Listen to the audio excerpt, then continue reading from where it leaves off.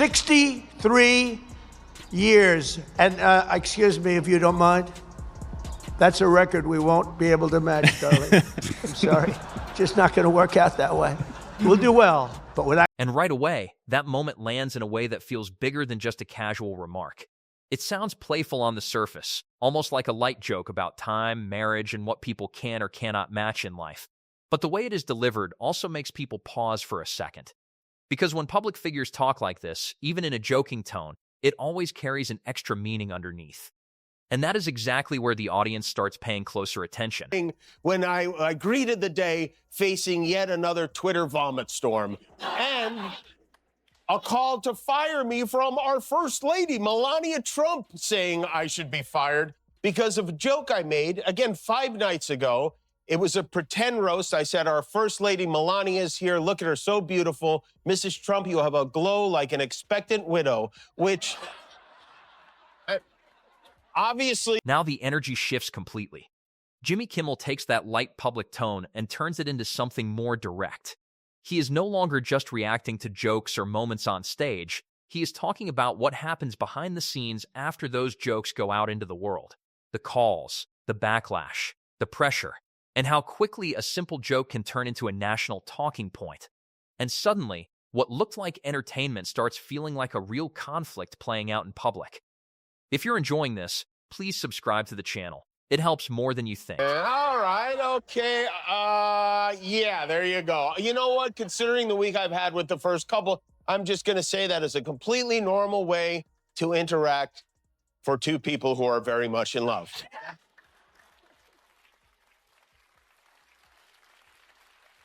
Maybe that's why his hands are all bruised from Melania swatting them. And this is where things get even more personal. Because Kimmel is not just defending jokes at this point, he is describing reactions from real people, real conversations, and real tension around how those jokes were interpreted. He brings it back to a specific moment and explains it in a way that makes the audience see both sides at once. On one side, it is comedy. On the other side, it is how that comedy is received in a very serious environment. Correspondence dinner, if you don't know, it used to be an annual event before Trump showed up. But every year they'd have a comedian roast the room. The president, the vice president, members of the press, everybody got roasted. I did it once. I hosted it. It was a lot of fun. But this year they said, no comedian. We're bringing in a mentalist instead. So on Thursday, 3 days before the event, in order to keep that cherished tradition alive, I did my own version of the Correspondence Dinner on my show. I put on a tuxedo. We pretended we had an audience of luminaries. We used old footage of the Trumps, of Pete Hegseth, J.D. Vance, Kid Rock, Vanilla Ice. Now the focus expands beyond just one event or one reaction. Kimmel starts explaining the tradition of the White House Correspondents' Dinner and how it used to work. A room full of politicians, journalists, and comedians all sharing jokes, even about powerful people. But then he points out how that tradition changed over time. And that shift becomes important because it shows how the relationship between comedy and politics is not fixed. It evolves depending on the climate, the people involved, and the pressure around it. And I'm happy you decided to stay, Mr. President. And don't worry, if we bruise your ego, it'll only make your hands look less disgusting. Now, the president didn't want me to tell any jokes about him tonight, but he also didn't want to pay me $130,000 to shut up. So here we are. Sorry, Mushroom. Ice, baby, ice. By the way, in the unfortunate event that our president has a medical emergency tonight, do we have a doctor in the house? And then Kimmel pushes the humor even further. But now it is sharper, more pointed. The jokes are not just random lines anymore. They are built around real personalities, real public images, and real controversies. And that is where the audience reaction becomes stronger too. Because at this level, people are not just laughing at jokes. They are reacting to what those jokes are saying about real situations. Light roast joke about the fact that he's almost 80 and she's younger than I am. It was not, by any stretch of the definition, a call to assassination, and they know that. I've been very vocal for many years speaking out against gun violence in particular, but I understand that the First Lady had a stressful experience over the weekend, and probably every weekend is pretty stressful in that house. And also, I agree that hateful and violent rhetoric is something we should reject. I do, and I think a great place to start to dial that back would be to have a conversation with your husband. This is where Kimmel steps into a more serious tone. He explains that the joke was never meant to be taken as a threat, and he pushes back on how it was interpreted by some people. But at the same time, he also acknowledges the reaction and the stress it caused. So instead of escalating, he tries to clarify. And that moment creates a strange balance, because he is both defending the comedy and recognizing the impact it had once it left the stage. I get why you think you're Jesus. This guy, every time he walks into a room, people say, Christ, he's back. You're looking good, though, Mr. President. Who did your makeup? Kraft Singles? As the president will tell you repeatedly until you beg him to stop, President Trump has accomplished so much during his second term. He passed new incentives for oil and gas. He put the brakes on solar and wind. That will be your legacy, sir. Breaking wind and passing gas. Now the conversation takes another turn. Kimmel starts pointing out how public image works, how leaders are seen, and how behavior in public settings becomes part of a larger story. And that is where things get interesting, because he is not just telling jokes anymore. He is shaping a narrative through humor, where personality and perception become part of the punchline. I also should point out, Donald Trump is allowed to say whatever he wants to say, as are you, and as am I, as are all of us, because under the First Amendment, we have, as Americans, a right to free speech. But with that said, I am sorry that you and the president and everyone in that room on Saturday went through that. I really am. Just because no one got killed doesn't mean it wasn't traumatic and scary, and we should come together. The studio audience expected jokes when Jimmy Kimmel brought up the newly released Epstein files, but the mood changed fast when he started connecting names, photos, and old public statements on live TV. Kimmel pointed out how powerful figures kept repeating the same line, "We barely knew him," despite years of public connections and documented appearances together. The audience laughed at first, but the repetition started sounding more uncomfortable than funny. Then Kimmel shifted attention toward Donald Trump, showing old clips and questioning why transparency suddenly became a problem whenever the spotlight moved closer to him. She's But the moment people remembered most wasn't even Trump same way she speaking. always does, It was Melania looking out a Trump window standing and whispering, quietly beside "What have I him done?" during the growing controversy.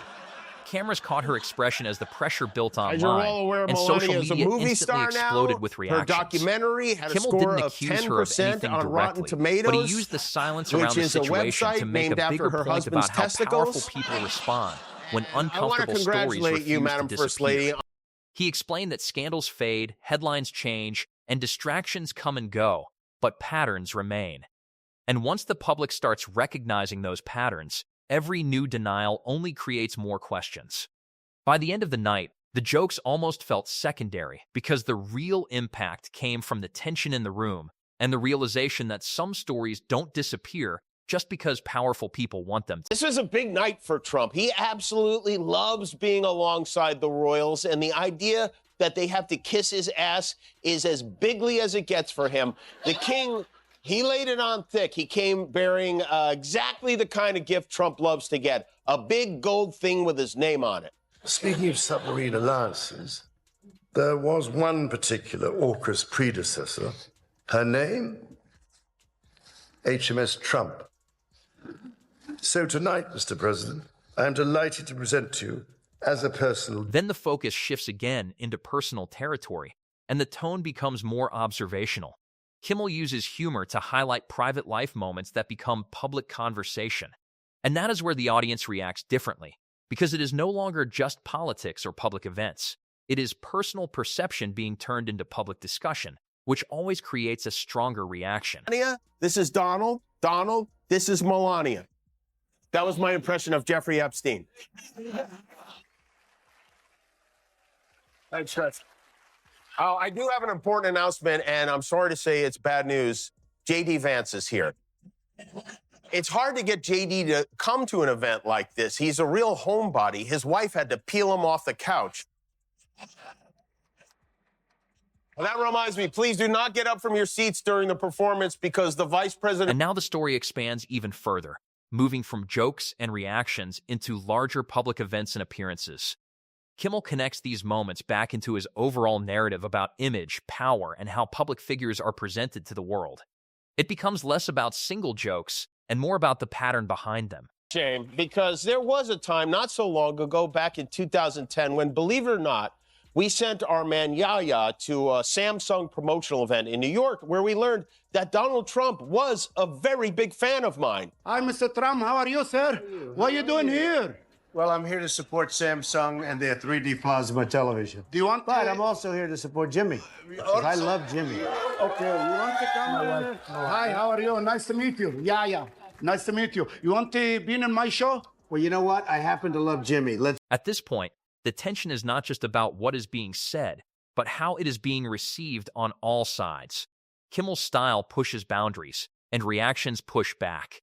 And in between that, the audience is left trying to decide where comedy ends and commentary begins. Our First Lady, Melania Trump, hosted the second day of her global summit titled Fostering the Future Together, which is basically a commercial for AI in education. And she made quite an entrance. You can see they really are looking for the future because she had an unusual escort. One of those robots is Melania, okay? And this is where everything circles back. Because old clips, past moments, and earlier interactions suddenly take on new meaning in the present context. What once looked like casual entertainment now feels like part of a much longer story. And that is why people keep revisiting it, because every time they do, they see something slightly different. Split on that. They do not want that to happen. But I think we can see how this is going to go. The Republicans will request the pardon. Trump will reluctantly grant the pardon. Well, they wanted it. You know me. I don't get involved. Maxwell tells them exactly what she and Trump's head of the DOJ, Todd Blanche, agreed she'd tell them when he moved her from a real prison to a senior living facility. She exonerates Trump, goes free, and we just sit there and watch it happen. And all the horrible people. And now the story expands even further, moving from jokes and reactions into larger public events and appearances. Kimmel connects these moments back into his overall narrative about image, power, and how public figures are presented to the world. It becomes less about single jokes and more about the pattern behind them. Before this dinner had any effect on anything that happened, well, then maybe someone should look into this psychic lady, too. This speech tonight will be classic Donald J. Trump. It'll be funny. It'll be entertaining. There will be some shots fired tonight in the room. You know what? You know. And as the discussion builds, it starts moving into speculation and interpretation. People begin to imagine outcomes, reactions, and future consequences based on how similar situations have played out before. And that is what keeps the story alive beyond the original moment. All right, okay. Yeah, there you go. You know what? Considering the week I've had with the first couple, I'm just going to say that is a completely normal way to interact for two people who are very much in love.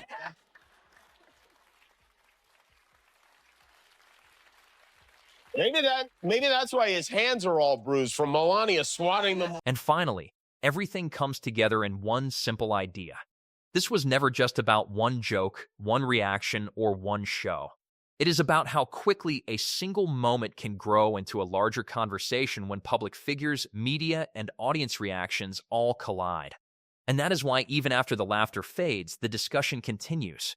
Because nothing in it fully settles. The studio audience expected jokes when Jimmy Kimmel brought up the newly released Epstein every year they'd have a but the comedian mood changed fast when he started connecting names, photos, and old public statements I did it on live once. TV. I hosted it. It was a lot of fun. Kimmel But this pointed year, out how powerful they said, no figures kept comedian. repeating We're the bringing same in a line. mentalist We barely instead. knew him, So despite on years Thursday, of public connections and 3 documented days appearances before together. the event, in order to The keep that audience cherished laughed at tradition first, alive, I but the did my repetition own started version sounding more of the uncomfortable than Correspondents' funny. Dinner on my show. Then I put Kimmel on a shifted tuxedo. attention toward Donald We pretended Trump, we had showing old an clips and audience of questioning why luminaries. We used old transparency footage suddenly of, became a of the problem Trumps, whenever of the Pete spotlight moved Hegseth, closer to him. J.D. Vance, But the Kid moment Rock, people Vanilla remembered Ice. most wasn't even Trump speaking.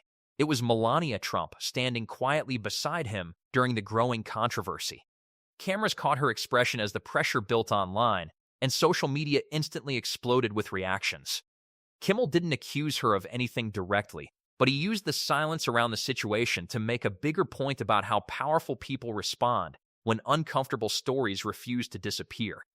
He explained that scandals fade, headlines change, and distractions come and go, but patterns remain. And once the public starts recognizing those patterns, every new denial only creates more questions. By the end of the night, the jokes almost felt secondary because the real impact came from the tension in the room and the realization that some stories don't disappear just because powerful people want them to. And this is where everything circles back, because old clips, past moments, and earlier interactions suddenly take on new meaning in the present context. What once looked like casual entertainment now feels like part of a much longer story. And that is why people keep revisiting it, because every time they do, they see something slightly different. Now, Kimmel brings in public appearances again, but this time with a sharper angle. It is not just about showing events, it is about how those events are perceived when placed into a larger narrative. And that is where the audience starts connecting dots without being directly told what to think.